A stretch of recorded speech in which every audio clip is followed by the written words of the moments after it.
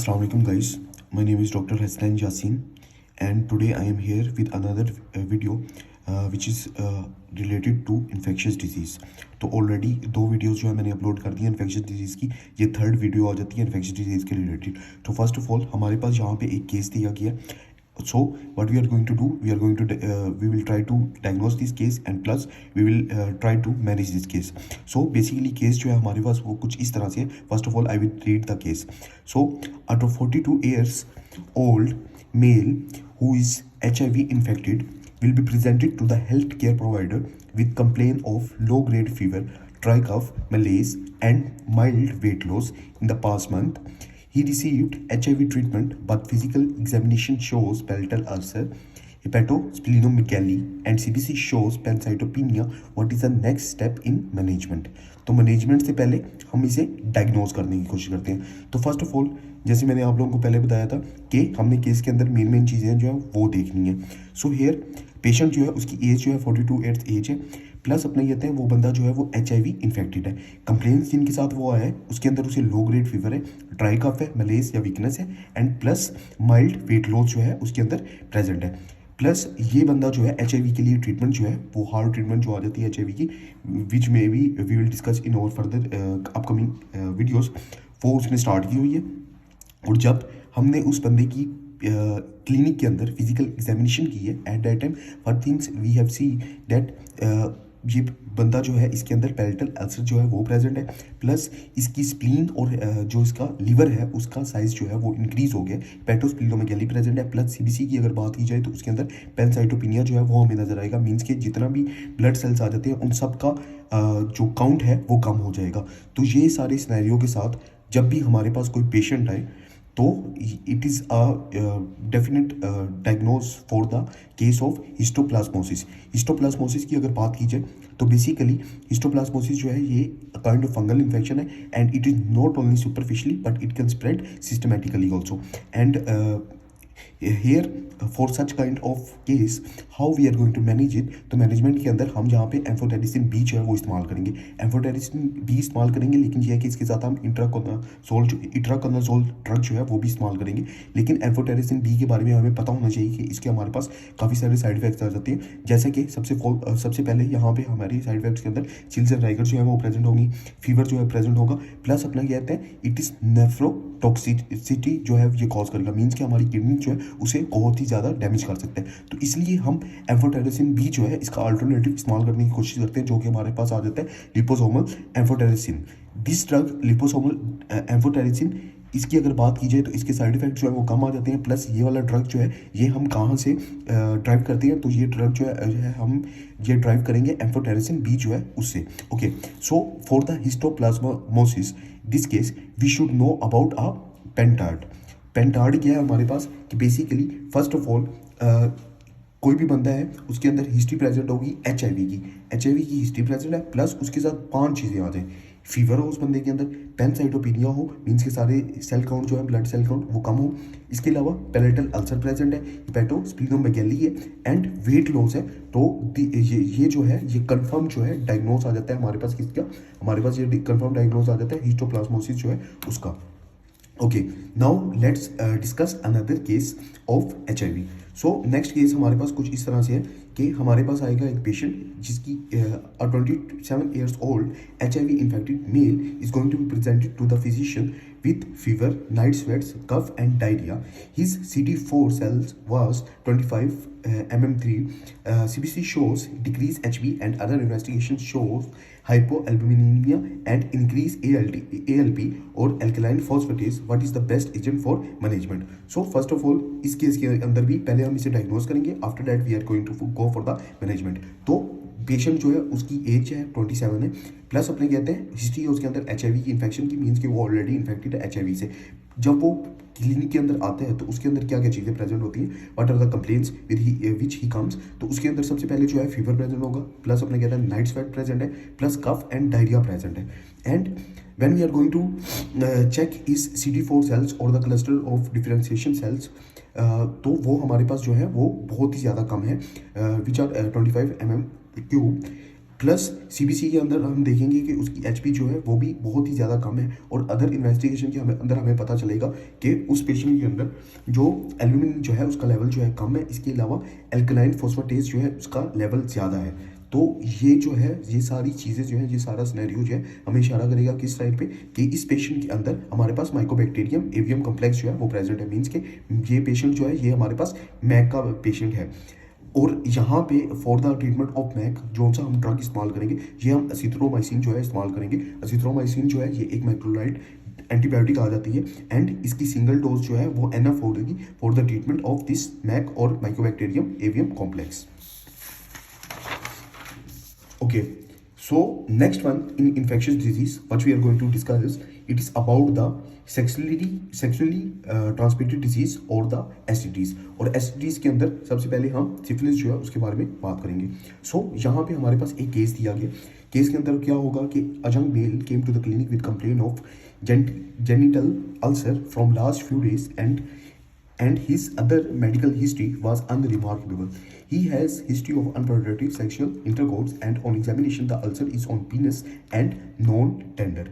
तो इस सिनेरियो के अंदर हम मेन पॉइंट्स जो है वो सबसे पहले जो है पिक करेंगे। मेन पॉइंट्स क्या है भला कि यहाँ पे पेशेंट जो है एक तो ये कि वो यंग है, प्लस अपने कहते हैं उसको जेंटल अल्सर प्रेजेंट है from last few days, plus अगर उसकी मेडिकल हिस्ट्री की बात की जाए तो वो बिल्कुल ठीक है, उसे और कोई प्रॉब्लम नहीं है। और उसके अंदर हिस्ट्री है इस चीज़ की उसने अनप्रोटेक्टिव सेक्सुअल इंटरकोर्स जो है उसमें पार्टिसिपेट किया था, और उस वजह से जब हमने एग्जामिनेशन किया उसकी फिजिकल एग्जामिनेशन किया तो उसके ऊपर हमें उसकी पीनस के ऊपर हमें अल्सर्स जो है वो नजर आएंगे, but this ulcer they are non tender, means कि अपने कहते हैं दे आर पेनलेस। तो इस तरह के सिनेरियो के पास सिनेरियो के साथ जब भी हमारे पास पेशेंट आता है तो it is a clear cut diagnose for the primary syphilis. Primary syphilis की अगर बात की जाए, यहाँ पर सिफिलिस की बात की जाए तो इसके अंदर हमारे पास जो पॉजिटिव एजेंट आ जाते हैं वो आ जाता है हमारे पास ट्राइपोनिमा पैलिडम। एंड ट्राइपोनिमा पैलिडम की अगर बात की जाए तो ये एक स्पाइरोकाइट आ जाता है, और इसे विजुअलाइज करने के लिए हम कौन सी टेक्निक इस्तेमाल करते हैं, हम डार्क फील्ड मैक्रोस्कोपी जो है उसके थ्रू इसे विजुअलाइज कर सकते हैं easily. Next we should know about the stages of syphilis. Syphilis जो है इसकी हमारे पास डिफरेंट स्टेजेस जो है वो आ जाती हैं। सो बेसिकली सिफिलिस जो है इसे हम डिवाइड करते हैं 3 पार्ट्स के अंदर। फर्स्ट ऑफ ऑल हमारे पास आ जाती है primary syphilis, then we are having the secondary syphilis, then after that we are having the tertiary syphilis. Primary syphilis जो है अगर इसकी हम बात करें तो प्राइमरी सिफिलिस की अगर हम बात करें तो इसके अंदर कौन कौन सी चीज़ें जो हैं वो हमें नजर आएंगी। So first of all we should know that in primary syphilis what will be present, genital painless ulcers will be present, which are going to be present after sexual intercourse, and such kind of painless ulcers we refer them as chancre, and these chancres in males they can present on the penis, whereas in females they are going to be present on the labia majora। And plus we should know about the primary syphilis is that कि primary syphilis जो है अगर एक बंदा जो है वो normally अपनी हाइजीन वगैरह जो है उसे मेंटेन करेगा, after that what will happen that this primary syphilis it can be resolve by itself spontaneously if the person he is going to maintain his proper hygiene for minimum 2 to 4 weeks. Means कि अपना इसके अंदर treatment जो है उसकी कोई ज़रूरत नहीं पड़ेगी। But if this primary syphilis is going to become the secondary syphilis, then what things we are going to see is here are first of all जब हम देखेंगे इस पेशेंट के पाम एंड सोल, बेसिकली इस patient के अंदर क्या होगा कि इसके पाम्स एंड सोल जो है वो दोनों भी अफेक्टेड हो जाएंगे। मीन्स कि इस पेशेंट के अंदर जो रैशेस हैं वो जनरलाइज्ड रैशेस जो हैं वो प्रेजेंट होंगे इस पेशेंट के अंदर। मीन्स कि पाम के अंदर भी होंगे, सोल के अंदर भी होंगे। वेयर एज प्राइमरी के अंदर क्या था कि सिर्फ हमारा जो जेंटल एरिया था उसके अंदर हमारे पास थे हमारे पास जो रैशेस है या फिर हमारे पास जो अल्सर है वो प्रेजेंट था। हेयर यहाँ पे हमारा पाल्म एंड सोल वाला एरिया जो है वो भी इन्वॉल्व हो जाएगा। इसके अलावा यहाँ पे क्या होगा, इसके अलावा यहाँ पे लिम्फ एडिनोपैथी होगी। लिम्फ एडिनोपैथी मीन्स कि अपने कहते हैं हमारे जो लिम्फ नोड जो है उसकी स्वेलिंग हो जाएगी, और ये स्वेलिंग जो है ये जनरलाइज्ड होगी, और प्लस इसके बारे में हमने याद रखना है कि ये जो स्वेलिंग है ये पेनलेस होगी, which means that there will be no presence of any kind of pain, लेकिन ये प्रेजेंट होगी। नेक्स्ट अगर बात की जाए तो यहाँ पे सेकेंडरी जो हमारे पास सिफिलिस आ जाता है तो इसके अंदर हमारे पास कॉन्डाइलो मेटा लेटा जो है वो हमें नजर आएगा। मीन्स के कंडाइलो मेटा लेटा जो है, इसकी अगर बात की जाए तो बेसिकली इसके अंदर जो लेजन्स हमें नजर आएंगे वो लाइक वार्ड्स होंगे। अगर आपने वार्ड्स को सही तरीके से देखना है तो वार्ड्स लाइक लेजन्स की आप गूगल के ऊपर सर्च कर सकते हैं, वहाँ से आपको ज़्यादा सही तरीके से समझ आ जाएगी। लेकिन अभी सेकेंडरी सिफिलिस के लिए आप ये याद रखें कि यहाँ पे जो रैशेस हमें नजर आएंगे वो कंडाइलो मेटा लेटा जो है वो प्रेजेंट होंगे जहाँ पे, जो कि वार्ड्स लाइक अपने कहते हैं लेजेस आ जाते हैं। इसके अलावा सेकेंडरी सिफिलिस के अंदर हमारे पास जो फीवर है, पेशेंट के अंदर फीवर जो है वो प्रेजेंट होगा।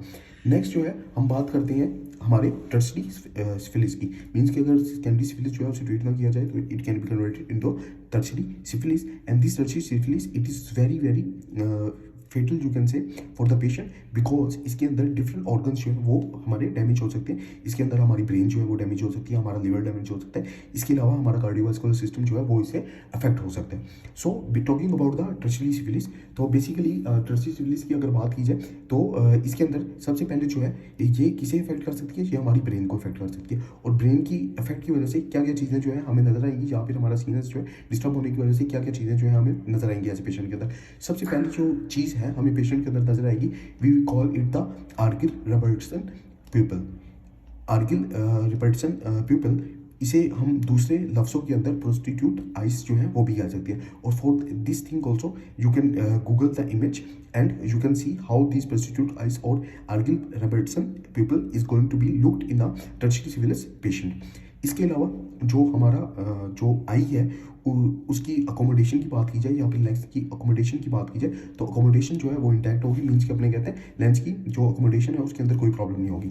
वेयर एज जब हम लाइट के रिफ्लेक्स की बात की जाए तो वो इम्पेयर्ड होगा इसके अंदर, मीन्स कि एबनॉर्मल होगा। मीन्स कि जब हम लाइट जो है नॉर्मली जब हम लाइट पुट करते हैं आई के ऊपर एट दैट टाइम हमें क्या नजर आती है, हमें कंस्ट्रिक्शन जो है वो नजर आएगी। लेकिन ऐसे पेशेंट के अंदर हमें कोई कंस्ट्रिक्शन जो है वो नजर नहीं आएगी। इसके अलावा फोर्थ थिंग जो हमें नजर आएगी ऐसे पेशेंट्स के अंदर वो हो जाता है टेबिस डोर्सालिस। टेबिस डोर्सालिस मीन्स कि अपने कहते हैं ऐसे बंदों को गेट की प्रॉब्लम होगी, मीन्स कि सही तरीके से चलेंगे नहीं, इनका गेट जो है वो एबनॉर्मल होगा, नॉर्मल नहीं होगा। और ये टेबिस डोर्सालिस ये किस वजह से होता है, ये इस वजह से होता है कि जो हमारे पोस्टीरियर कॉलम न्यूरॉन्स आ जाते हैं उसका डैमेज जो है टर्शरी सिफिलिस के पेशेंट्स के अंदर प्रेजेंट होगा। That why they are going to have such kind of gait. Next organ which is going to be affected in tertiary syphilis, it is the liver.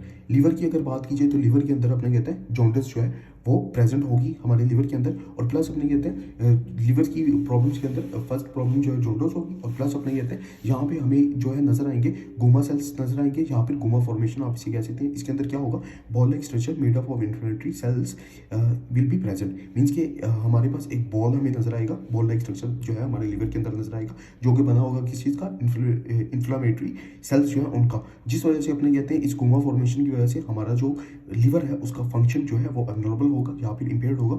उस वजह से क्या होगा कि हमें जॉन्डिस जो है वो पेशेंट के अंदर नजर आएगी।